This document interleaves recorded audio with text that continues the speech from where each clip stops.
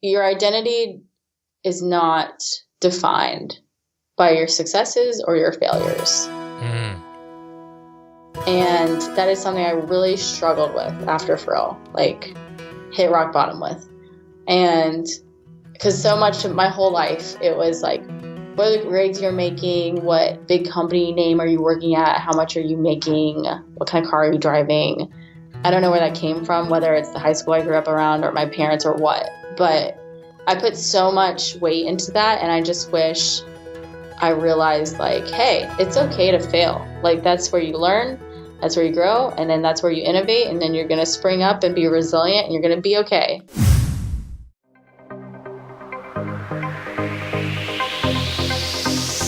Good morning, good afternoon, or good evening, and welcome to another episode of the Heart Healthy Hustle podcast, where business owners learn to thrive as we strive.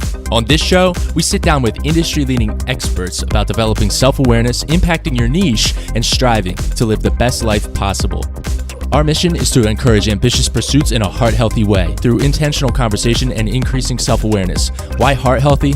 Because burnout and stress are global epidemics. We're discussing tools that help you to navigate business ownership successfully. So whether you're driving to or from work right now, exercising, eating, or simply relaxing, come hang out and get ready to enjoy another inspiring episode of the Heart Healthy Hustle Show.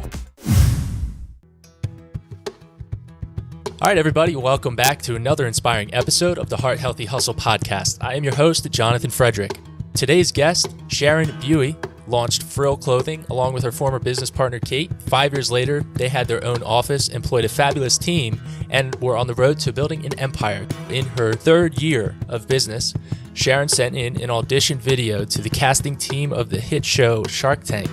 This was in January of 2014. They got a call back and aired on the show on March 6th, 2015. Sharon and her partner were able to score an investment with Barbara Corcoran and Kevin O'Leary, and the ABC network loved them so much that they brought them back on air on the spin-off show of Shark Tank called Beyond the Tank on April 5th, 2016. Sharon currently stays very busy working full-time for Cisco, traveling the country, speaking, mentoring startups, building websites, helping coordinate weddings, and much more. Sharon, you are the true definition of an entrepreneur, so welcome to the show. Hey, I'm so excited to be here. We usually start out the show with a favorite success quote, a saying you live by, so go ahead and share with the audience what you got and what it means to you.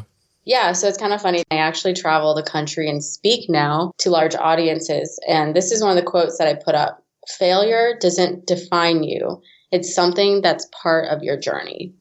What I realized is, so I travel the country and speak, and I've been doing that for about 5 years now. And up until this year, I never talked about my failures. I just made my story like a shiny story and made my life not look glamorous per se, but I didn't want people to know like the dirt that has happened. And what I've realized as an adult is that dirt actually can be beautiful.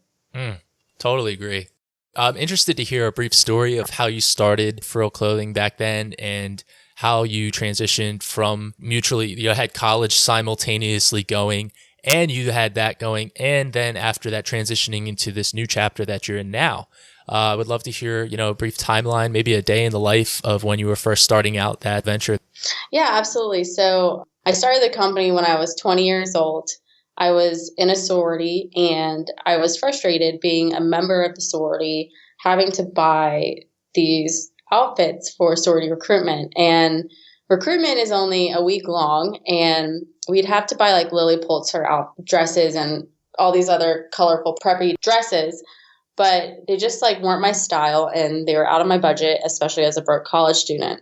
And so honestly, I just saw a problem and I wanted to fix it. I'm just like a natural born problem solver.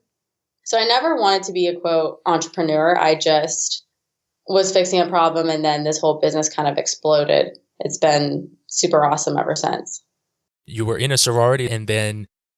Yeah, so in order to get new members to join a sorority, they have something called Sorority Recruitment. It might be well known as Rush. I don't know if you've ever seen like Greek or fraternity movies where they're like doing keg stands and all that crazy stuff during Rush Week. Well, for sororities, it's more professional. I always explain it like it's the NFL. And they control all the organizations, right? And all those organizations have different uniforms. Well, that's kind of like sorority recruitment. for 1 week, all of the sororities usually wear the same thing every day, or they have like a theme. So like the first day they're wearing the same shirt. The second day they're told to wear a blouse and a skirt. And the third day they were told to wear a sundress. Fourth day they're told to wear like a fancy dress. And so I spent about $500 on those outfits my sophomore year. And I was really frustrated because I was broke. I mean, I was a waitress, trying to make money on the side. And I was like, I don't even like this dress. I'm never going to wear it again. And I'm spending too much money. We've got to fix this problem. And that's kind of where Frill came from. That's fantastic. You saw that problem and you're like, all right, I need to figure something out around this. How did it become a business, and what kind of conversations were you having? Were you kind of having a lot of internal dialogue? Because I know a lot of my listeners, at least a few, could definitely relate. A lot of people out there are working multiple jobs. It's a kind of a new era economy right now, and love to hear how you transition from thinking about this is a problem to creating a solution. Yeah. So the funny thing is, although I say I never wanted to be an entrepreneur, I think I was a natural born entrepreneur because I was always hustling something. I used to make purses out of juice boxes, like Capri Suns, when I was growing up, and I would sell them to my friends. That's awesome. So embarrassing. I am so embarrassed to say that now. And I was your typical lemonade stand kid and all that jazz. And I used to make like beaded jewelry, and I would sell that. And in sixth grade, I actually hustled enough money on the playground to buy these Converses I really wanted that my mom wouldn't buy me. And I actually hustled enough within 45 minutes of recess, and it got back to my teacher, and I got in huge trouble for collecting from my peers. But hey, look at me now. I was on Shark Tank. So you can just see that I was always, and still am till this day, startup or no startup, just am like a natural born hustler. Yeah. So what happened was the girl who ended up becoming my business partner and I had a really bad internship.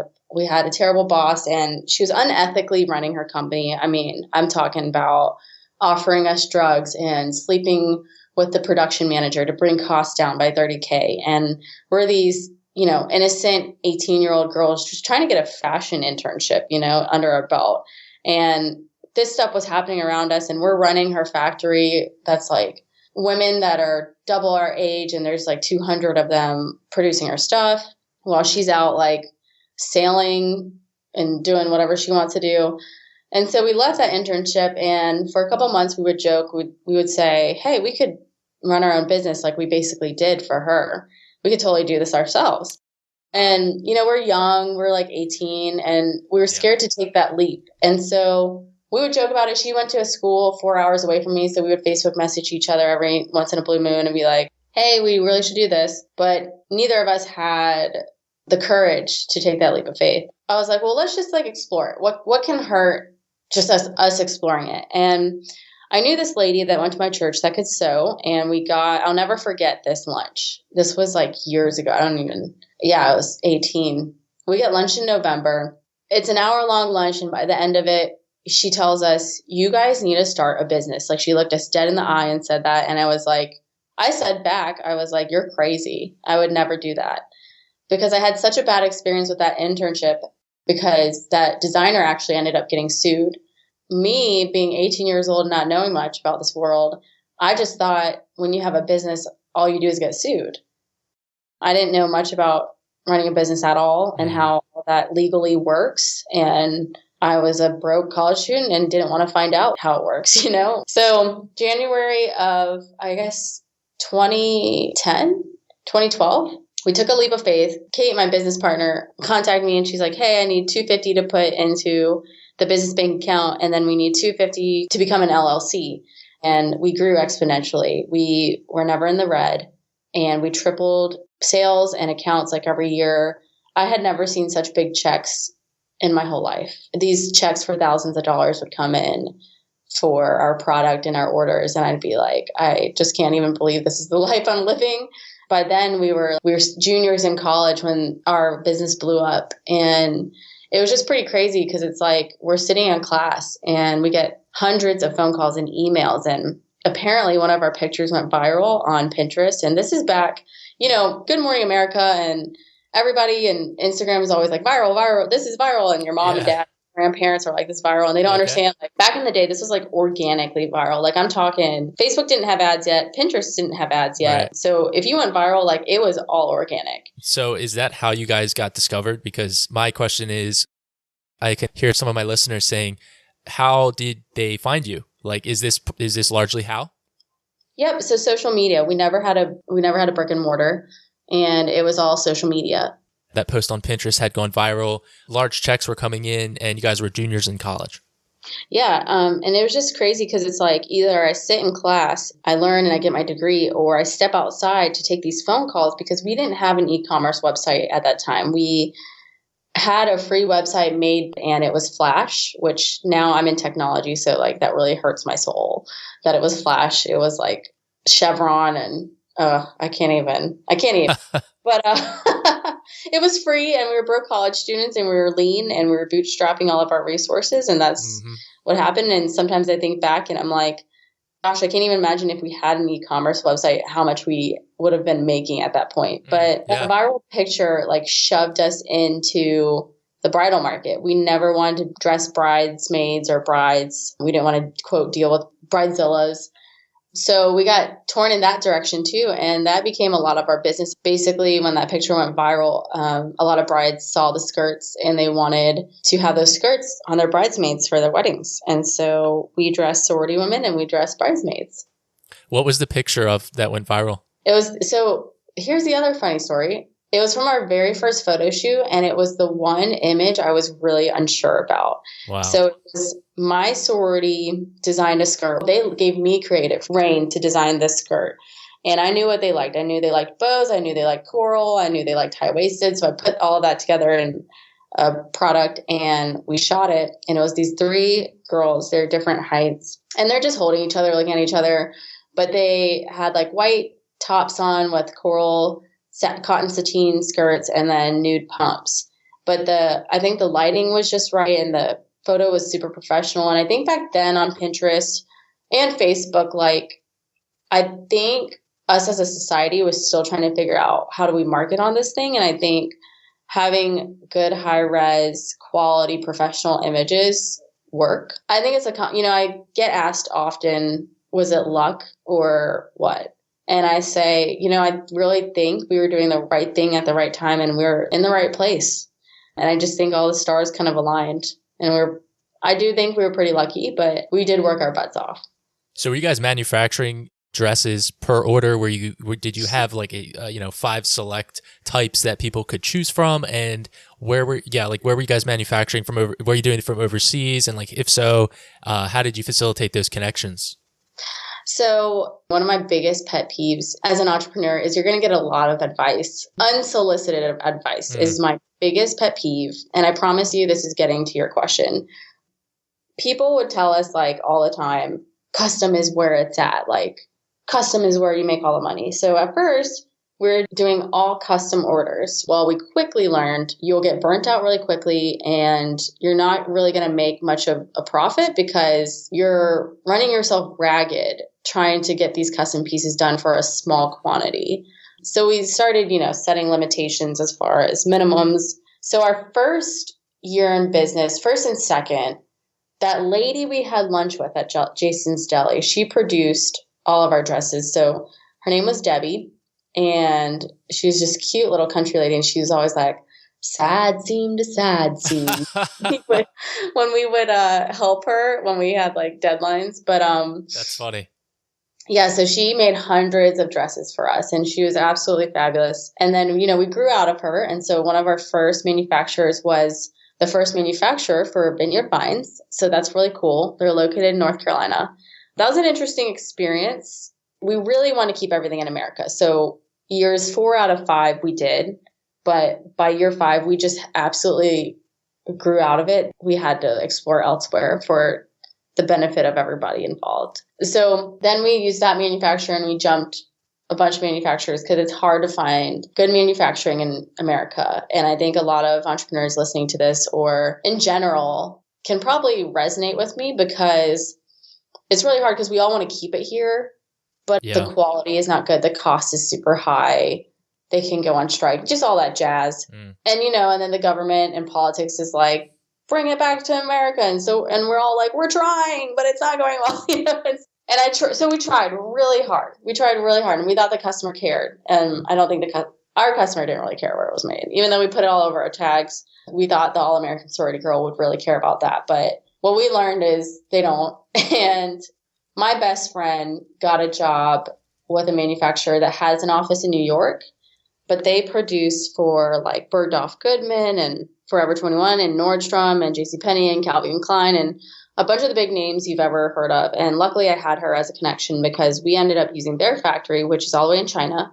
And they own the factory. So it was a seamless, amazing process. And they did everything end to end and made our lives amazing and easy. The only thing about that is when things got stuck in customs, it is actually the end of the world because for these sorority women, it is like their wedding day. So they have Rush, Sorority Recruitment, this 1 week out of the year, okay? It's like a wedding day. You cannot miss it. And so we had so many scenarios where something would get stuck in customs like 2 days before, and you're just like, there's really nothing you can do. And it's awful. So outside of that, I'd like to point out, you just said it nonchalantly, but you're like, yeah, by year 5 to 6, that's a long time. Plus, part of that time, I guess you were still in college, and that's a lot on your plate. I want to ask you, Sharon, how did you know that connection, and how did you approach, hey, like we have a lot of business possibly for you guys, and what did that communication look like prior to working with them? So I believe in being kind to everyone. For example, one of my friend's dads is now a VP of Xerox, and he started as the janitor there. And so that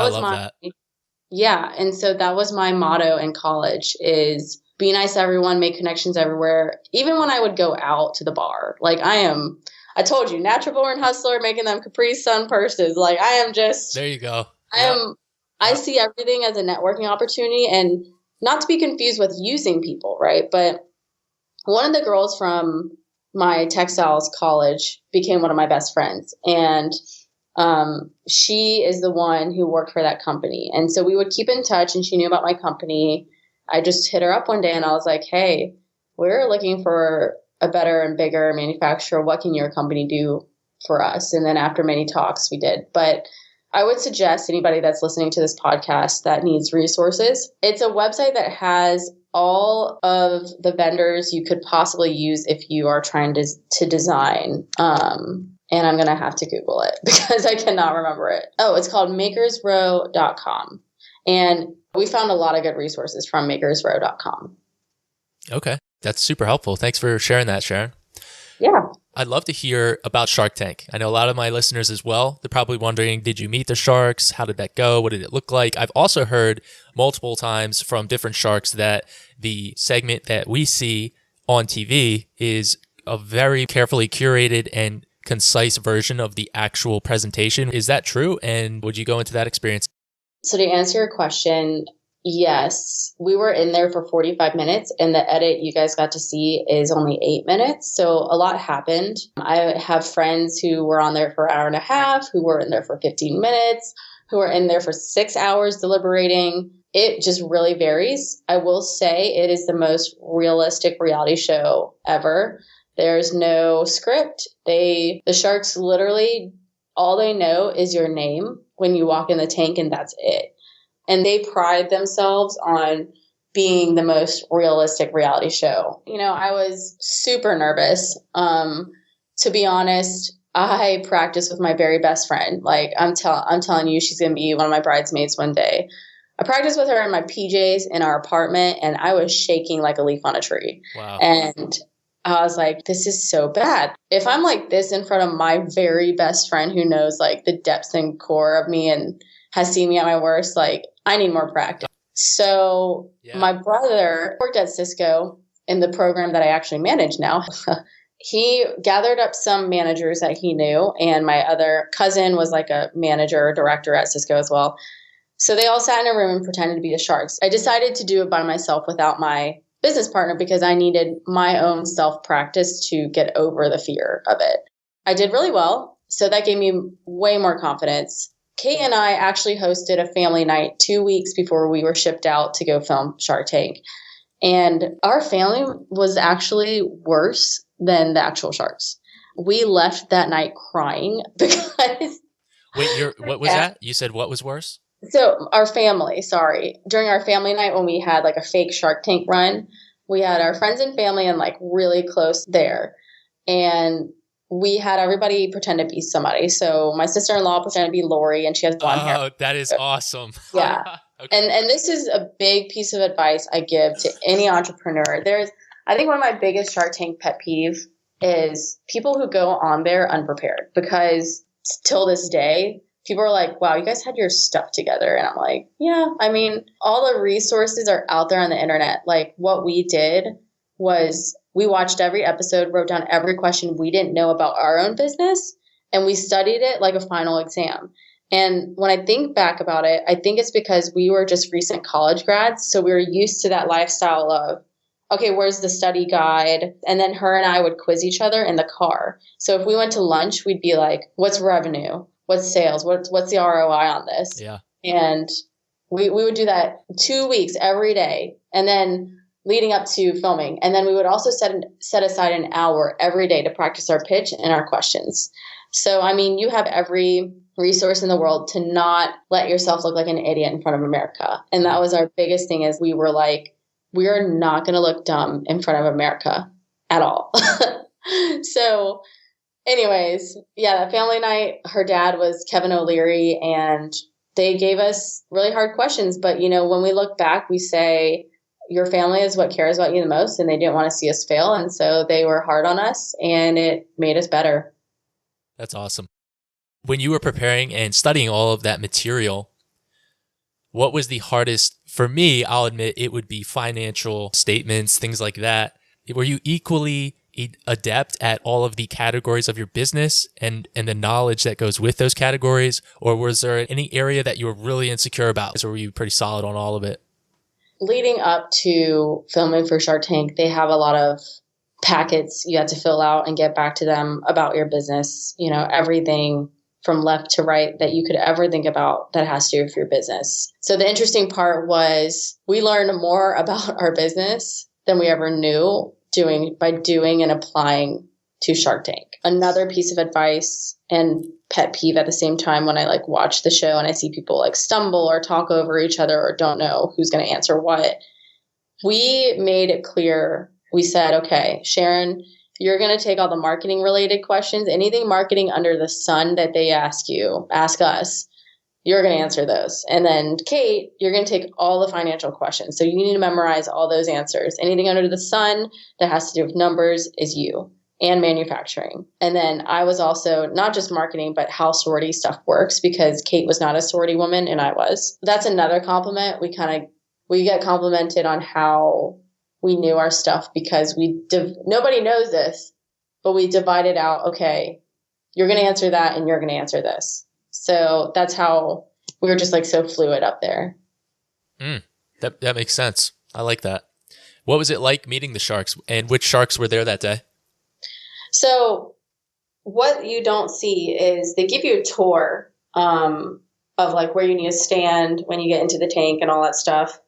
And the sharks were sitting there during our tour. And of course, the tour is before you go and film, so that you know what to go do. The sharks were like sitting there. You can't talk to them. But Damon John did come up to us, but he was not one of our panelists, so it was fine. And it was just nice to see them afar and getting their makeup done and them being on their cell phones and Damon coming up to us, because it was like, okay, like these people are human. You know, I didn't get any sleep the night before. I was nervous as all get out. But then when I got to do that like pre-tour, it kind of calmed my nerves, because I was like, okay, they put on their pants the same way I put on my pants. It's fine, you know? Yeah. And our business coach kept telling us that, like, just think about, you know, how they put on their pants the same way. But really what humanized them was seeing them before filming. So that helped. Yeah, I love that emotional intelligence aspect to kind of calming your own nerves and just interpreting, hey, you know, they're just humans. They're getting their makeup done right now, including the guys too, right? So that's cool. Yep. Yeah. Yeah. Did you get to have any conversations with any of them? So just Damon before, and then we conversated with them, and there's a lot you guys like didn't see. Kevin O'Leary, he was talking about how his dad owned like a collegiate graduation ring business, and Mark made like a lot of jokes and that kind of stuff. And then another thing is when I would get nervous up there, I kept looking at Lori because Lori just had this like, I felt like I was at home because she just has that sweet Southern face. Is and she Southern? Like, I don't think so. I don't know, really. I don't know, but there was something calming about her for me.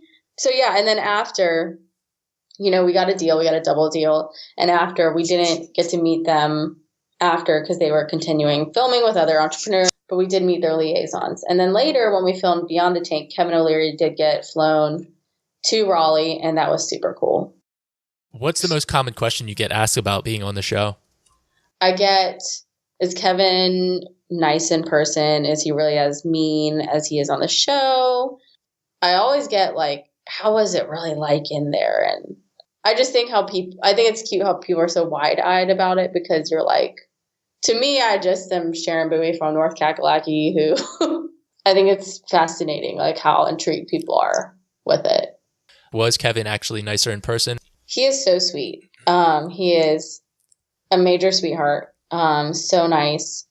I would say that his team does resemble his personality you see on TV. So like, yeah, his team is serious about crunching numbers, and they're serious about the data and the analytics and the legalities and giving you harsh reality. Like, I mean, we did have coaching calls with him, and he would give us like a dose of what you guys do see on TV. Like, he would be really raw and real about some ideas he had or opinions and suggestions of what we need to be doing. But in real life, he's so nice. Cool. All right. So Sharon, we're going to transition now into the Heart Healthy Hustle round. It's going to be a series of rapid fire questions in regards to the title. Yes. So are you ready for the Heart Healthy Hustle round? I am always ready. First category, it's heart. What activity do you use to care for and strengthen your internal character? Ooh, to keep myself level-headed, I am involved in church, and I go and I read God's word. And I also used to see a counselor. So actually after Shark Tank, I really struggled with feeling like a failure because I was just kind of like, who is Sharon without Frill after? And not only that, I felt like I gave my baby up for adoption, and I felt like I was giving up on my child. But when really that's not the case, I'm not a failure. That's not my identity. So after Shark Tank, it's a couple years later, you sold it off. Is that correct? Yes. So like 2 years after. After the show, you actually were seeing a counselor and you were struggling through what you thought was a failure at the time? Yeah, I just really struggled with, I put a lot of weight into my success. And I think that comes from how I was raised. And I've had to kind of divorce that idea in my head because success to me is not measured by how much money you make or how many employees you have or how big your manufacturing facility is or this, that, and the other. Like, to me, success is waking up every day and you're just super happy to be alive, to have the family you have, to have the significant other you have, and being grateful to be healthy and, cancer free and all those things. And it's not about like the material or fleeting things that are in this world, because this world is constantly changing and you cannot hold on to anything. So sorry, I got a little deep there, but no, I love that. I'm pretty deep. No, I appreciate you sharing that. That's what the show is all about. Yeah. What I personally love about entrepreneurship, and I don't say like, I say love, about, having an entrepreneurial mindset is that it leads to more opportunities down the line. And what may seem like a failure right now, even, for listeners, if you're going through a dark period, keep the perspective, try to remain like blissfully dissatisfied to where you're happy day to day because you are striving, you are doing your best, you are living according to your values. And, you might not always hit that goal or you might far exceed it. Just keep in perspective. Do you have a roof over your head? Are you able to eat? Do you have water? These are things that we don't think about. I take them for granted every single day. But I love about entrepreneurship, that it leads to more opportunities down the line. It almost is never, at least for me, I'm really curious to hear what you think about this, Sharon, but at least for me, it's never what I really expected in the first place. Would you agree? Yeah, it is never. Entrepreneurship is just Basically, I remember telling people all the time that I learn something new every day. Like even in year 5 of business, even now, I'm like, I'm still learning something new every single day of entrepreneurship. For sure. Next category of the Heart Healthy Hustle round, health. So how do you maintain your physical health and avoid burning out with being so proactive? So I am involved with Orange Theory.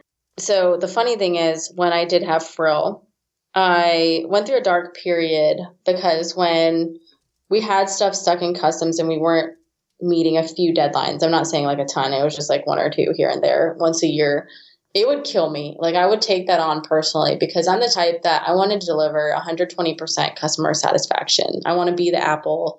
I want to be the Google. I want to be the like Amazon, giving 120% customer satisfaction day in, day out, no matter what. And so I picked up cycling, and my boyfriend at the time, this was my ex now, but he was a triathlete, and I was really curious about the cycling part. And so I started cycling. I have a carbon fiber, beautiful bike with a hamburger on it. But basically, it really helped me release a lot of unhealthy energy and negative energy. And then I would finish my cycling workout and then I'd be happy again. And I think sometimes what I've learned now that I'm in corporate is putting those energies towards something healthy is a better way to manage it instead of like letting it fester inside you and you bubble up with all this negative energy. So cycling and Orange Theory have really helped me. And then recently, I've enjoyed hiking. Oh, that's great. Yeah, I don't think it can beat going outdoors. I love just being outside in nature and the restorative aspects that come along with that as well. Yeah. So for hustle, what's your main motivation for doing what you do? A lot of people, they achieve a goal and they say, okay, I did it. Now I can sit back. And it's like, for me, the only thing worse than death would be retirement. So share what's your main motivation for hustling to the max of your potential? I guess I'm kind of like you. I've always been a workaholic. I started babysitting when I was like probably too young to babysit some other person's child, but I just started young, and I think one of my main motivations is my parents came to this country literally with the shirts off their back. And when I go speak on college campuses, I always tell them, like, just imagine coming to class today and like all you have, like all you own is what you're wearing. And that was my parents. And I'm so proud of them. Now, wow. Just think about it. Like, think about that if that was you, like this podcast now. Like, think about if the shirt you have on is like literally all you had and you just arrived to America like today. So that was my parents. And Wow. my mom is a statistical programmer at a pharmaceutical company. She's been doing that for like ever, for years and years and years. My dad works at North Carolina State University. And I'm just so proud of them because they came here, they got an education, they worked hard, they pounded the pavement, they trudged through snow. Like, they have all these crazy stories. Like, my dad almost died on a boat in the middle of the ocean, like escaping Vietnam. And then wow. my mom ate beans in a refugee camp for like 6 months. And what's really funny or weird is I don't like beans at all. And I think that's just genetics because my mom like had to eat so many beans at the refugee camp. But oh my goodness. Yeah. So I always said to myself, okay, if my parents can do it, and they're like middle income Americans, right? They have a nice little McMansion and a couple cars and they're doing well for themselves. And I'm like, if they can come with $0 to their name and live a very comfortable lifestyle, go on vacations every year, the whole 9 yards, like put their kids through school, whatever, I can do it. I have every resource available to me. So I think that's where a lot of my hustle comes from is I want to make them proud, but I'm not going to live for that per se. And I want to make my future kids proud. And so I just think it's important to I think I've said this before in the podcast, but turning dirt into flowers and beauty and out of something that wasn't so beautiful. I love that. You're actually the first generation to graduate from college, beside my brother. Yeah, you're the first individual that I've interviewed in that situation. So that's fantastic. That's really moving. Wow. Yeah. And I mean, Robert on Shark Tank, same thing, immigrant. And so I think there's a lot of people in America that can resonate with this story. 100%. 100%. Do you have 3 books that were very influential for you? So here's the funny thing. I hate reading. I like reading articles, but I hate reading books. But this year, starting in 2017, that's actually changed. I met the love of my life, and he loves Harry Potter. And so I started listening to Harry Potter on audio, and I really enjoyed it. And I think the one thing I loved about it is I can escape from the stresses of my life through audiobooks. So now I listen to books because he lives 3 hours away. And so every time I drive, I always listen to books or podcasts. And I'm really obsessed with The Bachelor, Bachelorette. I'm one of those girls. So I listen to a lot of books and podcasts about The Bachelor and Bachelorette. He absolutely hates that I do that. But for me, it's a way of decompressing and escaping what's going on in my life. And yeah, I think for me, when I was an entrepreneur, reading more books about entrepreneurship was exhausting because I'm like, I like do this day in, day out. I don't want to read about it as well. Like I've been thinking about my MBA lately because Cisco gives you money to go back to school. So I've been trying to figure out what do I want to do with that. And I was like, but I already got my real world MBA. Do I really have to go do this and be taught the things I already just learned the hard way? So yeah, Sophia Amoruso wrote #GirlBoss, and she lived by a dumpster. She started selling on eBay. Well, first it was MySpace, then eBay, and then she had a website. And I just loved her story because it sounded like mine because I started with nothing. I never asked my parents for a dime when I was doing Frill. And so Sophia, she, lived by a dumpster, and then all of a sudden she had a multi-million-dollar company and 500 employees. And I love that story because what it says to people with my story and her story is you don't have to have a lot of money to start a business. And I think some people might disagree with that. And yeah, there can be objections to that, right? Everybody's situation is different, but you should never be afraid to start because you're afraid of failure. And I was there. When I started Frill, I was so scared of failing. I didn't tell people for 6 months. And I just think that's sad because what I learned after that is your best support system is the people who care about you. And they were my biggest cheerleaders and my number one clients. It can be a very hard transition because entrepreneurs go the lone wolf route and don't really know if your loved ones, you kind of know that they want you to do well, at least for me, but it's a hard transition to accept help and to begin sharing openly because it's what if you fall flat on your face, or what if the market, the market doesn't like what you have to offer? And but moving forward from that, it's great to see how you overcame that and where you are now. Yeah, absolutely.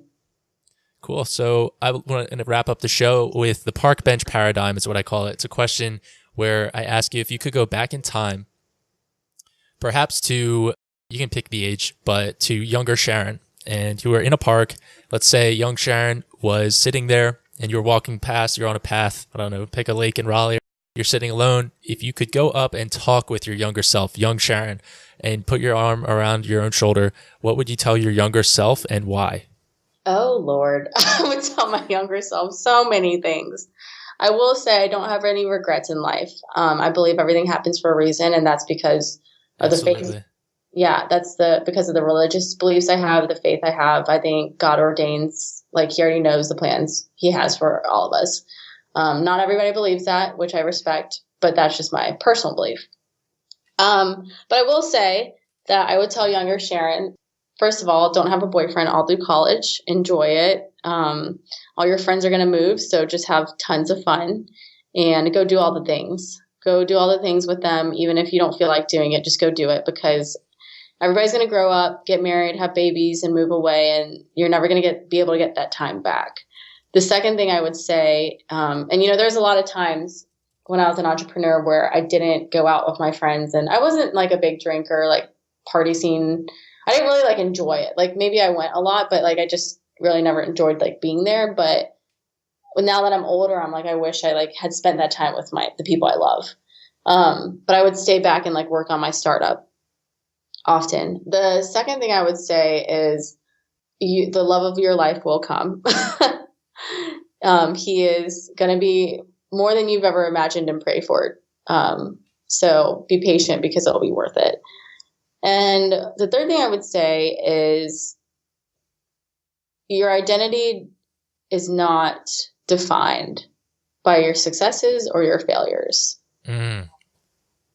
And that is something I really struggled with after Frill, like hit rock bottom with. And because so much of my whole life, it was like, what are the grades you're making? What big company name are you working at? How much are you making? What kind of car are you driving? I don't know where that came from, whether it's the high school I grew up around or my parents or what. But I put so much weight into that. And I just wish I realized like, hey, it's okay to fail. Like that's where you learn. That's where you grow. And then that's where you innovate. And then you're going to spring up and be resilient and you're going to be okay. Like you're always going to be okay. And I think now that I'm older, I learned that lesson of like, I'm always going to be okay. And I know that God is always going to take care of me and everything's always going to be fine because it always has been and always will. Yeah, I think those are some of the big things I would tell my younger self, and to enjoy the Frill process while it's happening. But I think one other big thing, sorry, I thought I was done. One other big thing is I wish I did have a full-time job after college, because when I wanted to move into the technology industry, it was really hard having a fashion degree in a fashion company for them to see my passion. But everything happens for a reason. I love that.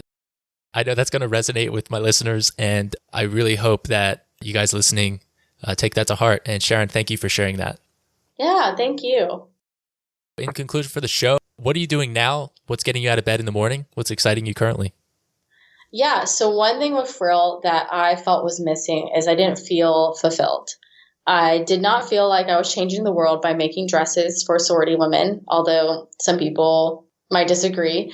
And it was a collegiate business, so I just always felt like I was still stuck in college because I was going to college campuses for this, that, and the other with the business.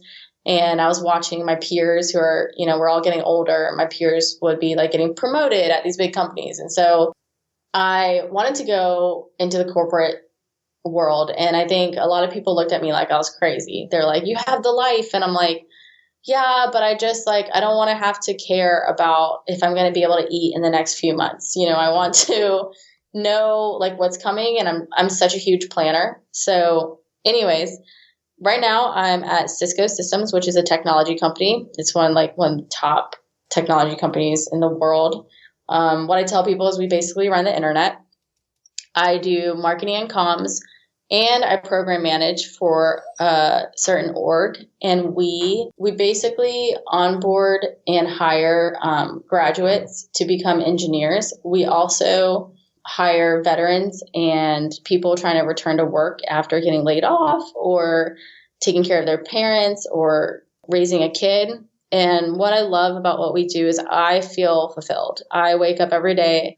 I'm so excited to be here. I love the technology industry because I feel like technology is how we change the world and how we are changing the world constantly every day. Cisco is doing some incredible things that is changing people's lives, and I love that. And so on top of that, I love college students. I still travel the country and I speak to anybody. I speak to a bunch of groups, to hundreds of people or thousands of people, depending on the event. I also do photography. I coordinate weddings every once in a blue moon. I'm still a serial entrepreneur. I basically tell people I have like 12 side hustles. Really, I have like 4, but it feels like 12 when you have a full-time job and you're doing that. But I love what I do at Cisco. I love the new grads. I love that I am giving veterans and people trying to return to work an opportunity at a technology company, because when I tried to make the technology industry switch, it was really hard when I had nothing technical on my background. And so I think technology companies would look at me and be like, what do you want here? What are you going to do here with your fashion degree and fashion company? And so I started to teach myself how to code when I knew I wanted to go into the technology industry, and I kept getting rejected. Wow. Don't get too excited. I stopped teaching myself once I got this job because I ran out of time. And when I get home from work now, I'm really tired, but still want to learn. And so when I had another job that I was not exactly fulfilled at, I would get off work and I would teach myself HTML and Java to start. And then I was going to do like the rest. But then I got this job offer at Cisco. To all you listeners out there, I think what's important is to never give up, keep pounding the pavement, and keep persevering and be resilient and innovate, because the people you want to work for will see that. And I will tell you, my director here, she just left after 20 years, but she's the most amazing woman leader I've ever had, because my first day of work, she told me, Sharon, I want you to innovate every single day you come here, and I want you to keep pushing the envelope. And I don't know about you, but I've had jobs in the past where people don't accept innovation. They don't want to change. They don't like pushing the envelope. They just want to like keep the old ways of doing things. And so that meant everything to me. And she recognized my talent from far away. That's wonderful. Sometimes that's all it takes, is being acknowledged for your gifts and your specialties, to where you feel free to then go ahead and infuse that into your maybe corporate atmosphere of work. It gives you the courage and the boldness perhaps to give it that extra mile, never give up. Like you said, keep pounding the pavement. Absolutely. And I want to add, I'm sorry. Go ahead. I think the coolest part about my job that I love so much is I do all of my side hustles at work. So I just built us like an external website for our academy program that we recruit for. And so I actually help small companies build e-commerce websites. And so I got to use that talent through my full-time job. And I did all the photography for it. So I really loved that part. I do a lot of graphic design stuff. A lot of the stuff I taught myself at Frill, I do at my job now. That is so cool. That is so good. There's no such thing as failure, because all of those amazing skills are now being integrated into your current work. I just love that so much. That's probably the main thing I enjoy about being an entrepreneur and kind of continuing that lifestyle. Yeah, for sure. Well, Sharon, it's been a lot of fun interviewing you. I want to give a shout out to Walt. Walt, thank you for referring Sharon to the show. I know you're going to listen to this episode and really enjoy it. So Walt. Love you, awesome. Walt. Been an excellent interview, and it was just a blast. I will acknowledge you, Sharon. I think you are one of the most resourceful people I have ever interviewed. I'm serious. I'm serious. How can people stay in touch with you after the show? Yeah. So my Instagram is at Shabui. So it's a combo of my first and last name is SHABUI. And Walt will probably laugh because that's what they used to call me like growing up ever since I was like 8. And then my Twitter is at Shabui with 2 I's. And then my email is Sharon, SHARON, at Sharon Bui. That's BUI.com. Sharon, thank you so much for being on the show and sharing the encouraging words that you did with my audience. Absolutely. Thank you so much for having me. Loved it.